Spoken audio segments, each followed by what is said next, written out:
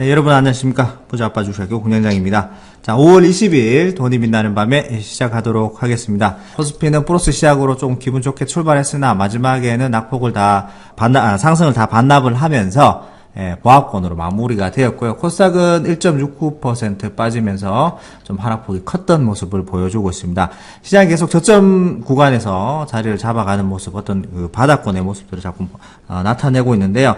시장에 어떤 이슈가 있는지 최 이사님 모시고 좋은 말씀 한번 들어보도록 하겠습니다. 자, 안녕하십니까? 네, 반갑습니다. 네, 반갑습니다. 네네. 코스피 시장이 정강 후약이라고 하죠. 네. 장 초반에는 이제 강하게 조금 시작을 했다가 상승폭을 다 반납을 하고 하는 모습들이 한 3일째 지금 반복이 되고 있는 것 같습니다. 네네. 이게 보면 아침에 좀 떴다가 오후에 밀고, 아침에 떴다가 오후에 밀고, 이런 부분들은, 글쎄 뭐 대체적으로 좀 단타하는 사람들이 보면은 오후에 사가지고 아침에 팔고 뭐 이런 모습도 좀 있지 않을까. 네네네. 생각도 좀 들긴 하는데, 네. 일단은 상승에 대한 기대감을 가지고 이제 들어왔다가, 뭐, 역시나 하는 어떤 실망감, 그런 네네. 것들을 이제 막판에 쏟아낸다라고 좀 보셔야 되겠죠. 네네. 그러니까 뭐 사실 이제 환율도 어느 정도 이제 턱 밑까지 올라왔잖아요. 네, 그러니까 그렇습니다. 뭐 1200원대 뭐 근접했기 때문에 더 이상 올라가기 좀 힘든 부분 뭐 이런 것도 있을 것이다 얘기가 있고. 네네. 아니 그리고 이제 미중 무역 분쟁 같은 경우도 서로 이제 주고받는 카드들 거의 다 썼다고 좀 생각이 돼요. 소진할 건 다 소진한 것 같아요. 서로 이제 그렇죠. 자존심 뭐, 싸움 같은 그런 뭐 느낌이네요. 자기들이 이제 여기서 뭐 더 뭐 할 겁니까? 뭐 무기를 꺼내가지고 뭐 칼로 싸울 것도 아니고 지금 현재 시점에서는 자기들이 이제 쓸 수 있는 카드는 거의 다 썼다고 보여집니다. 그러니까 네네네. 문제는 이제 미국이 협상을 하는 부분에 대해서 협상을 하자라고 지금 이야기하고 있는 부분이고, 네. 그다음에 중국은 그럴 계획이 없다라고 버티고 있는 부분들이죠. 네네네. 이 내용을 좀 보게 되면 중국은 아직도 그 경기 부양에 대한 카드들이 조금 남아 있거든요. 그러니까 우리는 경기 부양으로 충분히 이런 부분 극복할 수 있어. 네네. 이런 부분이면 어떤 거냐면 그 관세를 서로 매겨서 네네. 이게 그냥 협상이 되지 않고 서로 관세를 매기는 걸로 끝났을 때. 이런 부분들을 우리는 경기 부양으로 극복할 수 있어라는 얘기가 좀 있다는 얘기죠. 네네네. 그러니까 지금 중국 쪽 입장도 우리가 좀 생각해 봐야 되는 게 뭐냐면 지금 중국이 가지고 있는 그 두 가지 부분들은 중국 시장에 대한 어떤 그 개방, 네, 이런 부분들. 네. 왜냐면 이제 그 이 지적재산권에서 좀 파생되어 나온 것들이 이런 것들이거든요. 지적재산권을 이제 만약에 보호해주는 쪽으로 중국이 이야기를 하게 되면 네. 중국 시장의 그 개방도 좀 해줘야 되는 부분이고 네네네. 또 개방해서 들어온 기업들에게 뭐 이렇게 뭐라 그럴까요?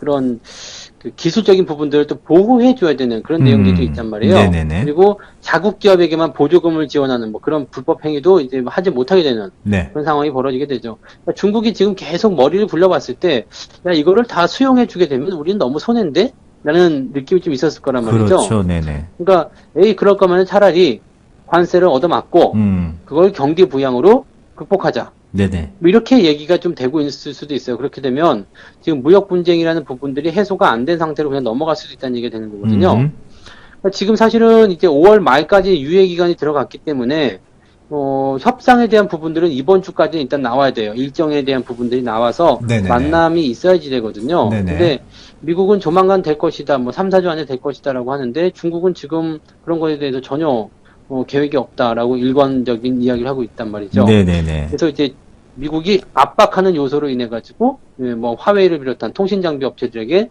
압박을 가하자. 네, 이렇게 지금 된 상황입니다. 여기에 대해서는 이제 중국이 현재로서는 미국이 행패를 부리고 있다, 뭐 이렇게 얘기하고 있지만, 네네.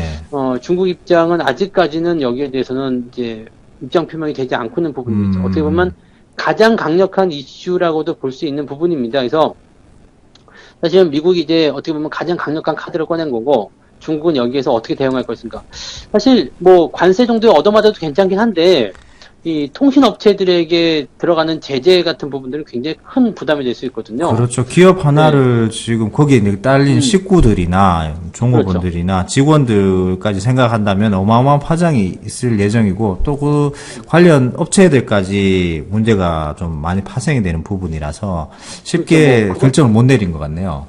네, 그것도 그렇고 만약에 통신장비 업체들이 이렇게 무너져 버리게 된다면은 이제 중국 입장에서는 그런 부분들을 자력으로 끌어올릴 수 있는 기술력이 지금 부족한 상태거든요. 네네네네. 네, 그러니까 그렇게 되면 이제 중국이 한 단계 후퇴할 수밖에 없는 그런 상태로 간다라는 거죠. 그러니까 사실 어떻게 보면은 미국이 중국의 아킬레스건을 제대로 잡고 있는 상황이고, 네네네. 이걸 가지고 협상을 하자라고 얘기가 들어가는 부분인데, 대신에 협상을 하긴 하는데 지적재산권을 보호해줘라. 네. 뭐 이런 상황이죠. 그러니까 서로 간에 어떤 조율이 잘 안 나오는 것 같습니다. 그러니까 지금 보면은 관세가 문제가 아닌 거고, 네네. 지적재산권하고 그다음에 거기서 이제 파생되어 나오는 중국 시장의 개방 뭐 이런 것들이 이제 가장 큰 이슈가 또 좀 논란의 중점이 좀 번져가는 네네. 옮겨가는 그런 형태의 모습이다라고 보셔야 되겠죠. 네. 그러니까 만약에 그런 쪽으로 생각하게 된다면 중국이 지금 자꾸 망설이고 있는 것이 좀 이해가 되는 거죠.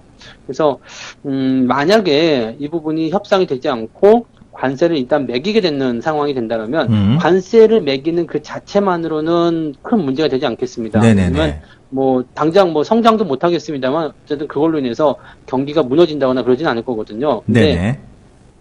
그렇게 협상을 해주지 않으면 미국이 더 강하게 중국을 압박하게 됐을 경우에 나타나는 이런 중국의 어떤 후퇴 이런 부분들이 크게 나타날 수가 있다는 얘기죠. 그래서 네. 사실 이런 부분들은 좀 걱정이 되는 부분이긴 합니다. 그래서 뭐 결과는 이제 좋은 쪽으로 갈 것이다라고 많이들 분석을 하고 있습니다만은 네네네. 저는 좀 지켜봐야 되겠죠. 우리가 어느 쪽으로 간다라고 딱 정답을 정할 수는 없는 부분이니까 그렇게 보시면 되겠고요.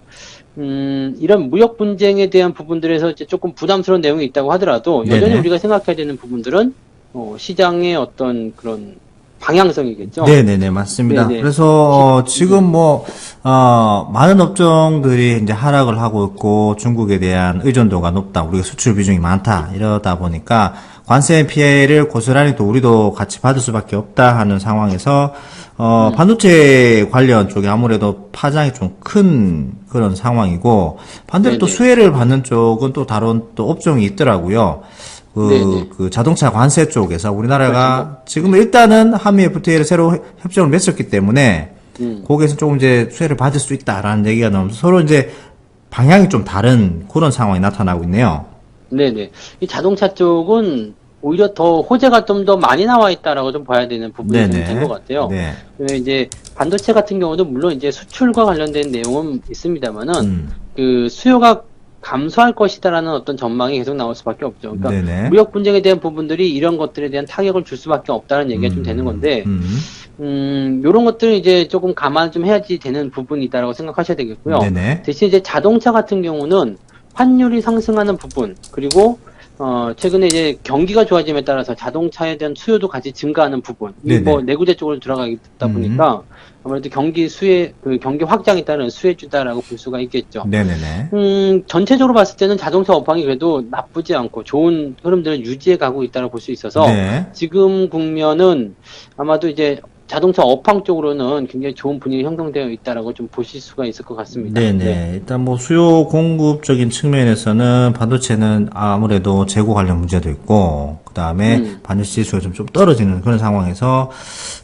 구매력이 좀 낮은 반면에 자동차 쪽은 뭐, 미국 쪽에서 괜찮은 반응들이 계속 일어나고 있더라고요. 국내도 그렇고요. 네네네. 네네. 그래서 뭐, 관세 부과 같은 경우도 일단 6개월 연장이 된 데다가, 네.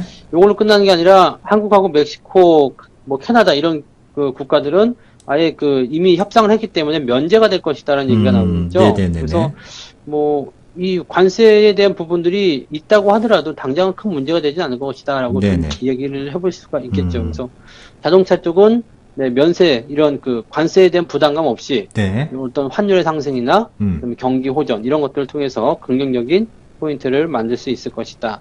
그럼 업황적으로만 보게 된다면 무역 분쟁이 있더라도 네. 좀 수혜를 입을 수 있는 그런 업종을 좀 판단해 볼 수 있을 것 같고요.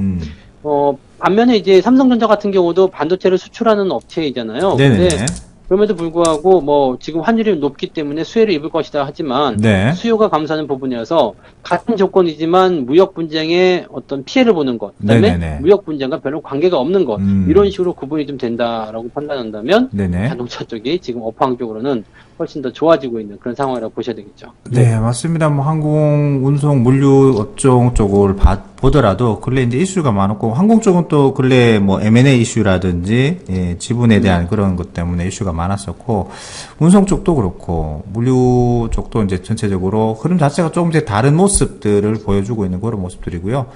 삼성전자하고 SK하이닉스는 계속해서 이제 저희 팟빵이나 유튜브를 통해서 비중 축소의 관점을 말씀드리고 있는데, 개인들이 많이 가지고 있는 종목들은 아무래도 좀 피해 가시는 게 낫지 않을까 생각이 되네요. 네네네, 맞습니다. 네, 그렇게 보시면 될 것 같고요. 뭐, 환율 급등으로 인해서, 물론, 이제 피해를 보는 그런 네. 분야도 있습니다만 또 이제 수혜를 보는 그런 상황도 발생된다는 것을 인식하시고, 항상 마냥 안 좋지만은 않다라는 것을. 맞습니다.